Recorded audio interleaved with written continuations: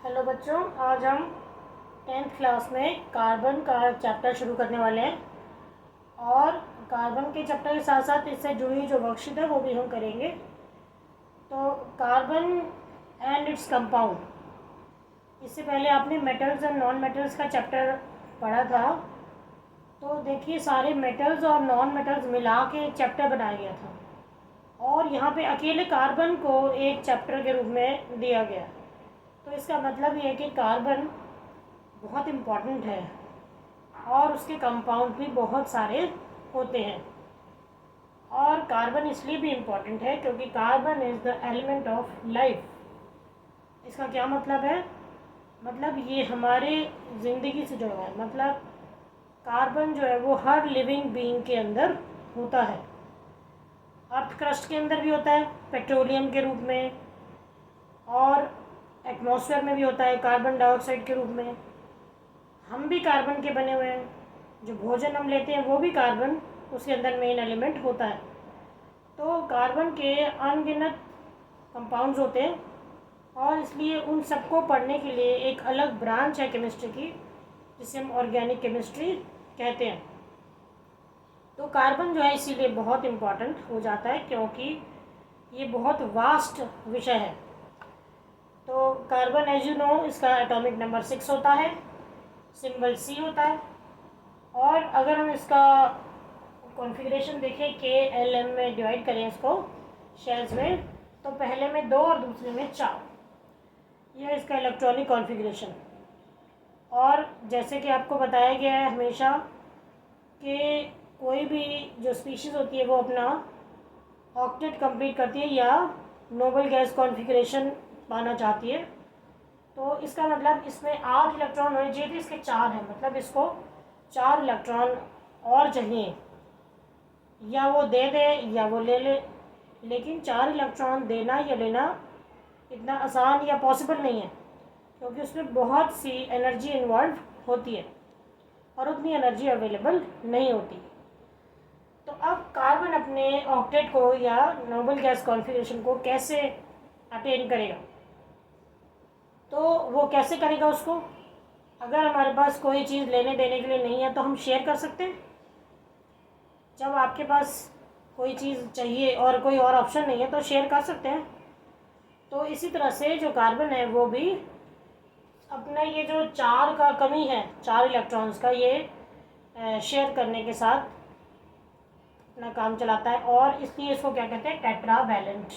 Tetra का मतलब होता है 4, तो टेट्रावैलेंट है ये, मतलब इसकी वैलेंसी 4 है। तो ये हो गया कार्बन का स्ट्रक्चर।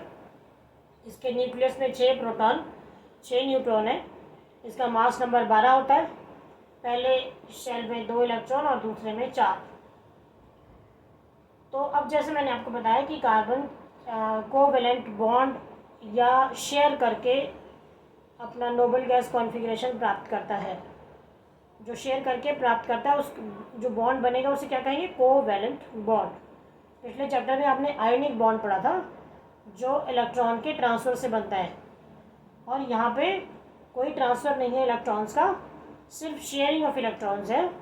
और नाम हो गया बॉन्ड का कोवैलेंट, मतलब एक दूसरे से कोऑपरेट करके ये बना रहे हैं शेयर करने की वजह से। तो अब कैसे बनता है कोवैलेंट बॉन्ड, पहले वो समझेंगे। सबसे पहला एलिमेंट है हमारे पास हाइड्रोजन। हाइड्रोजन के पास सिर्फ एक इलेक्ट्रॉन है और एक ही शेल में वो आ जाता है। और अगर हमें उसको पूरा करना है तो 2 हमारे पास इलेक्ट्रॉन होने चाहिए। तो ये 2 जो हाइड्रोजन के एटम्स हैं, ये अपने बीच का जो एक एक इलेक्ट्रॉन दोनों का ये कॉमन आ जाता है बीच में, तो इसका भी 2 पूरा हो जाता है और इसका भी 2 पूरा हो जाता है। और ये जो 2 इलेक्ट्रॉन्स हैं ये कहलाता है शेयर्ड पेयर। तो इन दोनों के बीच में एक बॉन्ड बन गया कोवेलेंट बॉन्ड, जो कि एक जोड़ा इलेक्ट्रॉन के शेयर करने से बना, और उसको हम ऐसे रिप्रेजेंट करेंगे H, कोवेलेंट बॉन्ड बीच में और ये H। इसी तरह से दूसरे एग्जांपल हम ऑक्सीजन का ले सकते हैं। ऑक्सीजन का एटॉमिक नंबर होता है 8, और अगर हम इसका कॉन्फ़िगरेशन करते हैं तो 2 और 6, तो ये 1 2 3 4 और ये 5 6 इसके बीच में, 1 2 3 4 5 6, मतलब 2 जोड़े इलेक्ट्रॉन इन्होंने बीच में रखे हुए हैं, जो इसके साथ भी हैं और इसके साथ भी हैं। तो ये हो गया शेयर्ड पेयर, 2 पेयर हो गए शेयर्ड इलेक्ट्रॉन्स के। और ये अगर इसके देखें तो 1 2 3 4 5 6 7 8 और इसी तरह से इसके भी 8 पूरे हो जाते हैं। अब ये 2 जोड़े इनके बीच में शेयर हो रहे हैं, इसलिए इसको कैसे रिप्रेजेंट करेंगे, O डबल बॉन्ड O।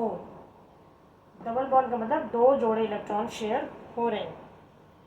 तो इसी तरह से आगे बढ़ाएं इसी बात को। तो एग्जांपल लेते हैं सोडियम नाइट्रोजन का। और नाइट्रोजन के जो कॉन्फ़िगरेशन इसका होगा 7, एटॉमिक नंबर 7 है, तो कॉन्फ़िगरेशन होगा 2 और 5। तो ये 1 2 3 4 5 इसके हैं और ये 1 2 3 4 5, मतलब 3 जोड़े इलेक्ट्रॉन्स के शेयर हो रहे हैं। 1 2 और ये 6 इलेक्ट्रॉन, ये टोटल 8 इसके हो गए, ऐसे ही इसके भी 8 हो गए। तो 3 जोड़े शेयर होने की वजह से हम इसको कैसे रिप्रेजेंट करेंगे, N ट्रिपल बॉन्ड N, मतलब 3 कोवलेंट बॉन्ड इनके बीच में बन रहे हैं। तो ये हमने आपको बताया कोवलेंट बॉन्ड के बारे में, जो कि शेयरिंग से बनता है। और ये जो शेयरिंग से बनाते हैं बॉन्ड, ये अच्छा खासे स्ट्रॉन्ग बॉन्ड्स बनते हैं शेयरिंग की वजह से जो बन रहे हैं। तो अब हम वापस इसके बाद आते हैं कार्बन पे। कार्बन के 4 इलेक्ट्रॉन थे जहाँ पे हमने छोड़ा था, ये बीच में ये कार्बन हो गया और इसके 4 इलेक्ट्रॉन हैं आउटर मोस्ट शेल में, जो मैंने ब्लैक कलर से दिखाए, 1 2 3 4। तो ये एक साथ 4 हाइड्रोजन से कंबाइन करेगा, 1 2 3 4। और ये जो 4 हाइड्रोजन का जो एक एक इलेक्ट्रॉन था वो कार्बन शेयर कर रहा है यहाँ पे हर जगह, जो हमने दूसरे कलर से दिखाए हुए। तो यहाँ पे हाइड्रोजन के भी 2 हो गए और कार्बन के कितने हुए, 4 अपने थे और 4 इसने शेयर किए हाइड्रोजन के। तो कुल मिला के एक कार्बन ने 4 हाइड्रोजन के साथ कोवेलेंट बॉन्ड स्थापित किया। तो इसलिए ये जो बता रहा है, ये क्या बता रहा है, टेट्रावैलेंसी जैसे मैंने बताई थी कि इसकी 4 के साथ एक साथ ये बॉन्ड बना सकता है। तो ये क्या कहलाएगा, इस कंपाउंड का नाम हो जाएगा मीथेन। सूत्र इसका होगा CH4, क्योंकि एक साथ ये 4 के साथ बॉन्ड बना रहा है। तो ये कार्बन का जो ये प्रॉपर्टी है, ये चारों तरफ से ओपन एंडेड है बॉन्ड्स बनाने के लिए, तो इसलिए इसको क्या कहते हैं, टेट्रावैलेंट। और आगे भी इस प्रॉपर्टी के बारे में हम और पढ़ेंगे।